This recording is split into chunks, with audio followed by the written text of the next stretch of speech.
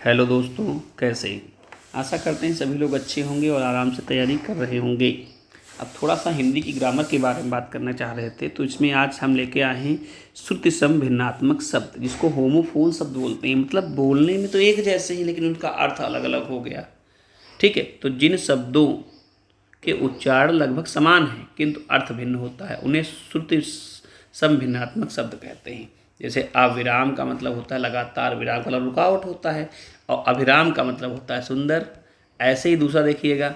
ठीक है, अवधि का मतलब क्या होता है? समय की सीमा। और अवधि का मतलब क्या होता है? एक भाषा। द्वीप का मतलब होता है टापू, और दीप का मतलब होता है दीपक। अवश्य का मतलब जरूर, और अवश्य का मतलब जिसका वंश ना चले। ग्रह का मतलब तारे या नक्षत्र, और ग्रह का मतलब घर। दोनों में अंतर है ग्रह वाले घर में। ठीक है, इसको देखेंगे। नेक्स्ट आपका पॉइंट, और का मतलब तरफ, और का मतलब अधिक।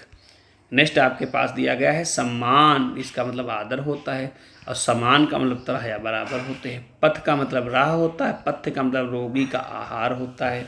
सुर का मतलब स्वर होता है, सूर का मतलब अंधा होता है। तरंग का मतलब लहर होता है, तुरंग का मतलब घोड़ा होता है। निश्चित का मतलब चिंता रहित, और निश्चिंत का मतलब चिंता रहित, और निश्चित का मतलब निश्चय किया हुआ।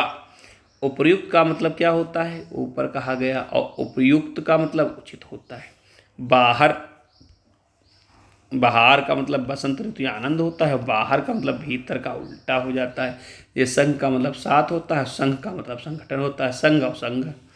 जैसे आदि का मतलब इत्यादि होता है, आदि का मतलब अभ्यस्त होता है। कुल का मतलब वंश या खानदान की बात कर रहा है। कूल का मतलब तट या किनारा की बात कर रहा है।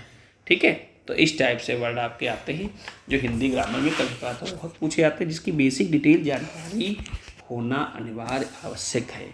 अब आप अनुच्छेद करेंगे, अनुच्छेद में प्रयोग करेंगे, कोई वर्ड आता है तो उसको थोड़ा ध्यान रखेंगे।